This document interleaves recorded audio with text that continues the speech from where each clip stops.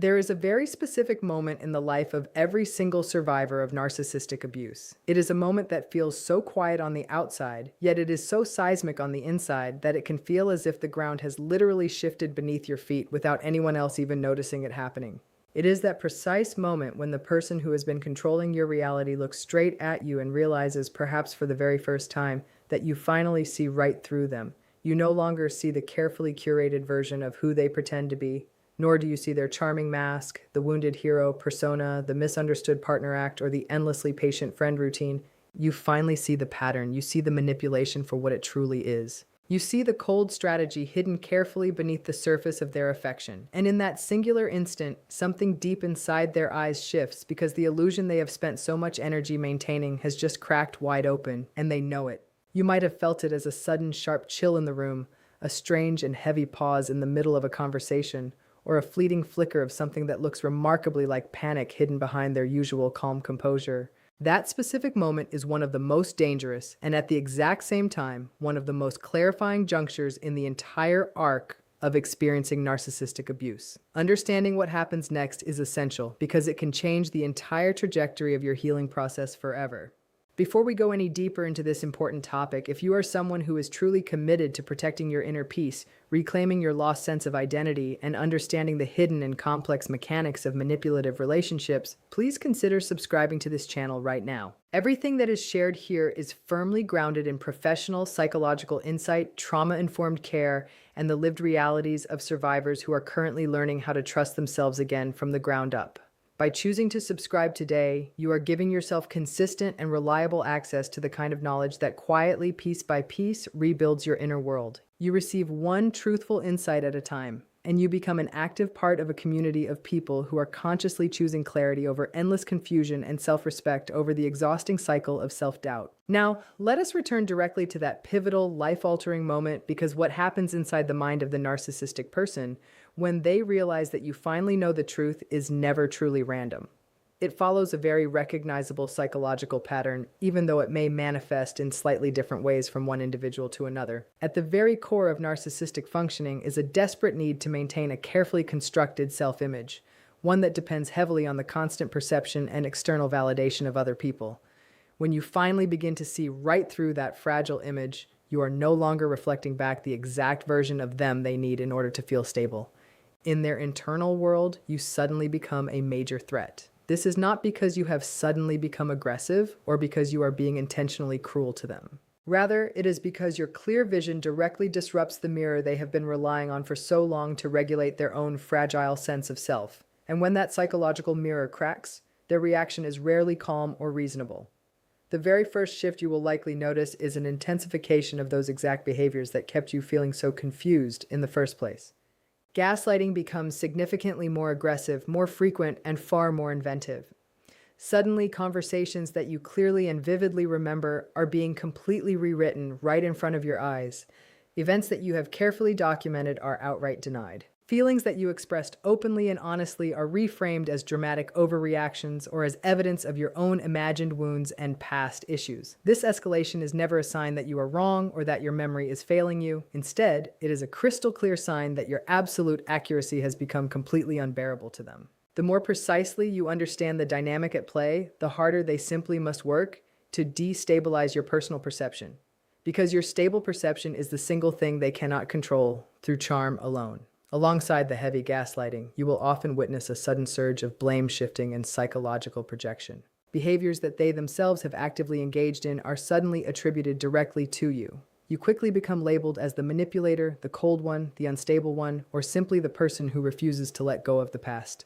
This is not always a conscious or calculated form of deception on their part. In many cases, it reflects a deep and rigid psychological defense mechanism in which the narcissistic individual simply cannot tolerate the version of themselves you are now seeing. Therefore, they psychologically transplant those unwanted traits right onto you. It is an unconscious attempt to preserve their internal self-image by forcing you to carry the heavy weight of what they refuse to acknowledge within themselves. Then comes the dramatic performance of victimhood. This is easily one of the most disorienting stages of all, because the person who has caused you an immense amount of pain begins to speak and act as though they are the one being completely destroyed by you. They may cry openly, they may speak in remarkably soft and gentle tones, and they may recount their own deep suffering in agonizing detail. They may invoke their difficult childhood, their current life stress, their fragile mental state, or their profound fear of losing you forever. While it is certainly true that genuine pain can exist within narcissistic individuals underneath it all, the specific timing of this performance is what ultimately reveals its true function. It almost always appears precisely when accountability is approaching, precisely when your clarity is at its strongest, and precisely when you are closest to finally walking away for good. The victim narrative is not necessarily a calculated lie within their own mind, but it is a highly strategic tool that consistently arrives whenever their control over you is slipping away.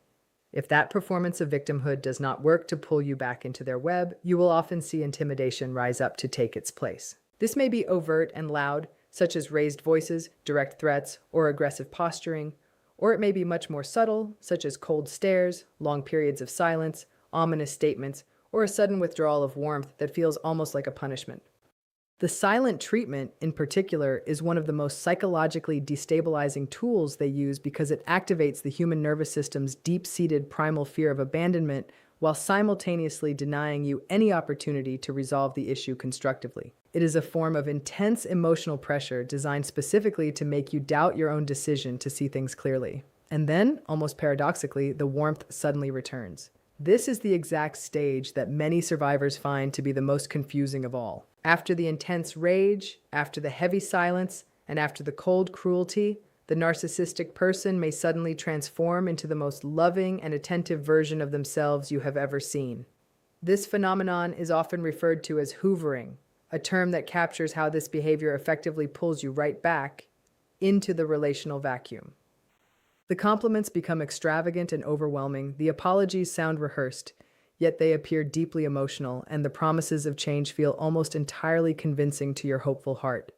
There may be gifts, grand gestures, nostalgic references to shared memories, or sudden displays of vulnerability that seem to confirm everything you ever hoped for regarding who they could truly be. This dynamic is widely known as intermittent reinforcement, and it stands as one of the most powerful psychological conditioning forces in all of human existence. Unpredictable rewards delivered after long periods of pain create much stronger emotional bonds than consistent kindness ever possibly could. This is the exact reason why trauma bonds feel so intensely chemical and so gravitational in nature, even after you completely understand exactly what is happening in real time. Understanding this truth is essential because survivors often wrongfully blame themselves for struggling to leave even after they finally see the absolute truth. They wonder why this new clarity has not immediately freed them from the invisible chains. And they wonder why their heart still aches deeply for someone their mind has correctly identified as harmful and toxic. The answer is never that you are weak or foolish. The answer is simply that your nervous system has been shaped by months or years of experiencing these deeply unpredictable emotional patterns. It has learned over time to associate relief, hope, and connection with the very person who caused the distress in the first place. True healing, therefore, requires not only intellectual understanding, but also a slow, patient retraining of your body's physical response to that deeply ingrained bond. Meanwhile, outside of your private relational dynamic, another predictable pattern often begins to unfold. Image management intensifies significantly and visibly. The narcissistic person becomes increasingly invested in how they appear to outside observers, especially to mutual friends, family members, coworkers, or even their online audience. You may start to notice subtle storytelling that paints them in a glowing light as the reasonable, patient one, while framing you as the difficult, irrational, and problematic one. In more severe cases, this unfortunate behavior escalates into a full-scale smear campaign, where carefully chosen false narratives are spread widely to people in your shared social world. The primary purpose is rarely just simple, petty revenge. The much deeper purpose is to control the narrative completely before your version of accurate events can ever take root. If they manage to define who you are to others first, your hard-earned clarity becomes much easier for those outsiders to dismiss. This is the exact moment when many survivors feel a profound and painful sense of isolation, because the people they once trusted implicitly may begin treating them differently. It is an incredibly painful and disorienting experience to go through. However, it is also one of the most important times to remember that the objective truth, does not require universal agreement from others in order to remain completely valid. Your reality is never any less real simply because someone else has been fed a different, fabricated story.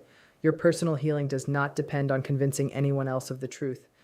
It depends entirely on knowing what you know deep down and continuing to live your life in strict alignment with that inner knowing. If this message is resonating deeply with you right now and you want to keep building the kind of inner clarity that outside manipulation cannot easily reach, please take a quick moment to subscribe to the channel.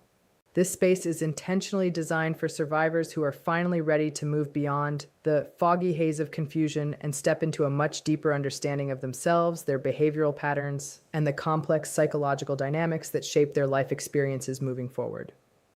Every single video you watch is a gentle invitation for you to reclaim a little more of the authentic self that was quietly taken from you, and to rebuild that self on a solid foundation that cannot be easily manipulated ever again. Now, let us turn inward for a moment. While the external behavior of the narcissistic person is certainly important to understand, what is happening inside of your own heart and mind during this stage is far more important. When you first recognize the true reality of the manipulation, the feeling is rarely one of pure, unadulterated relief. More often than not, it is a strange and deeply unsettling mixture of clarity and grief, awareness and confusion, validation and total disorientation.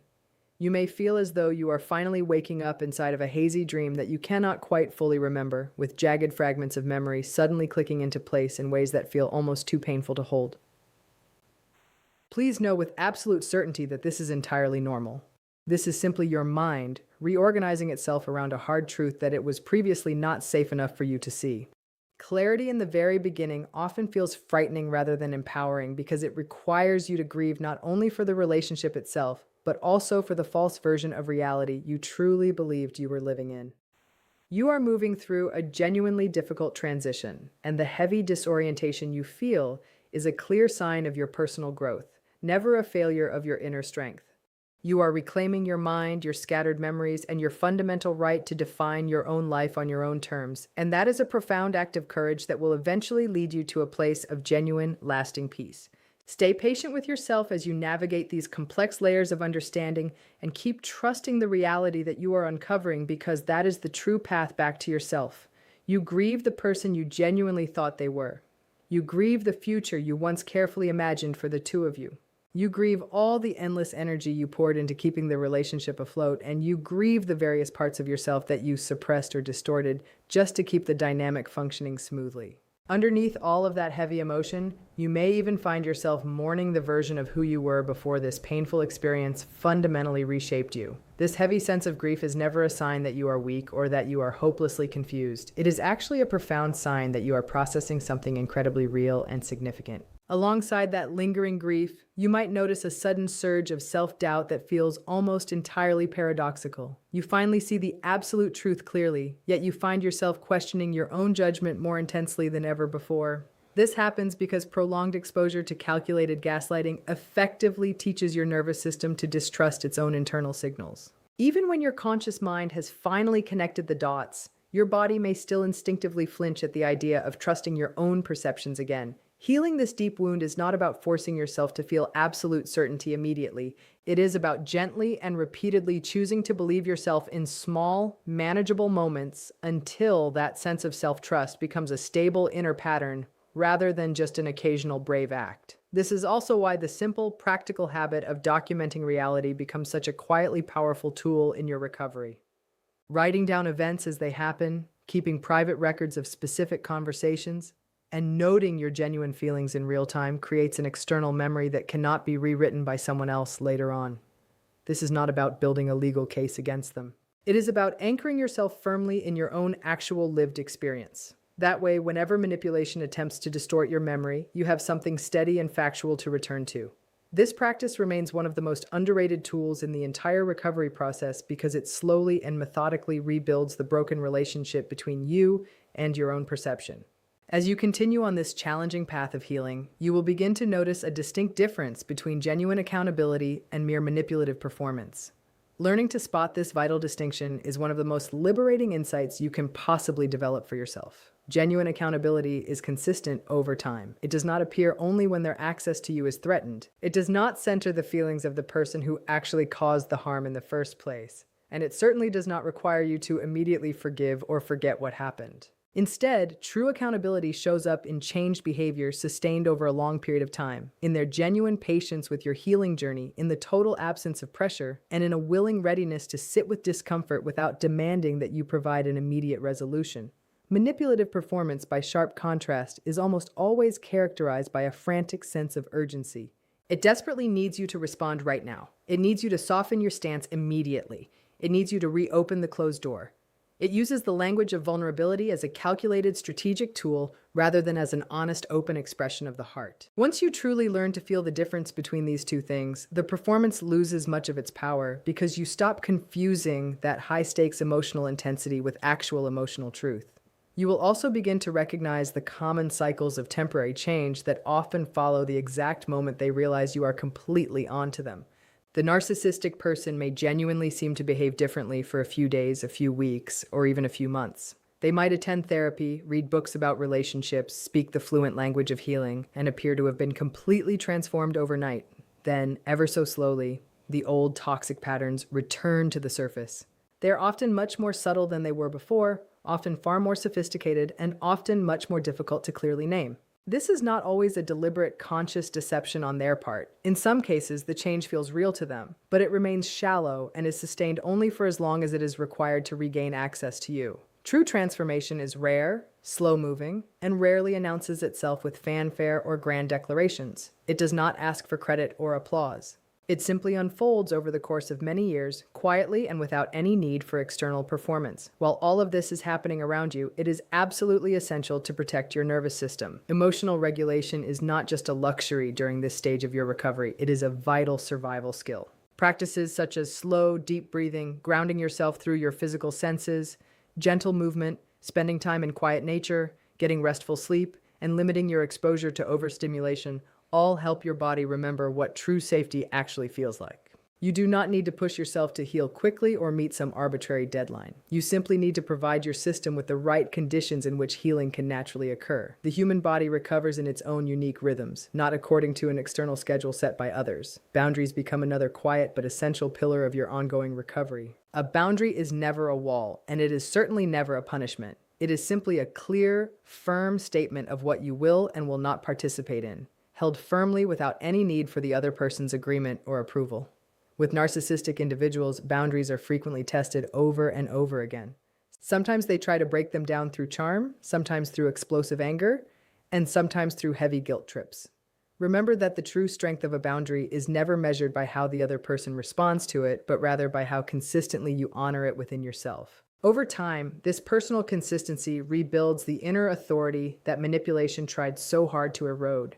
It is also very important to avoid unnecessary confrontation during this specific stage of your healing. Many survivors feel a strong, overwhelming urge to explain themselves, to prove their perceptions, and to make the narcissistic person finally understand the depth of what they have done. This impulse is deeply human, and it is rooted in the desperate hope that being recognized will finally bring you the closure you crave. But closure in this specific context rarely comes from the other person. It must come from within. Engaging in repeated confrontations often only provides them with fresh material for further manipulation, new opportunities for distortion, and new openings for emotional escalation. Sometimes the most powerful response you can give is a quiet one. Sometimes the most liberating choice you can make is to stop trying to be understood by someone whose understanding has never been a safe place for you to land.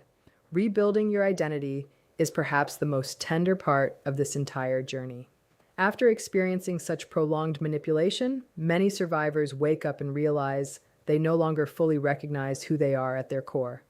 Your personal preferences, your opinions, your dreams, and even your small daily habits may have been carefully shaped to accommodate someone else's unpredictable moods and expectations. Reclaiming your identity is a slow, curious process of asking yourself small, meaningful questions every day. What do you actually enjoy doing for fun? What do you actually believe to be true about the world? What kind of rest does your body truly need to recharge? What kind of people make you feel more like yourself rather than less?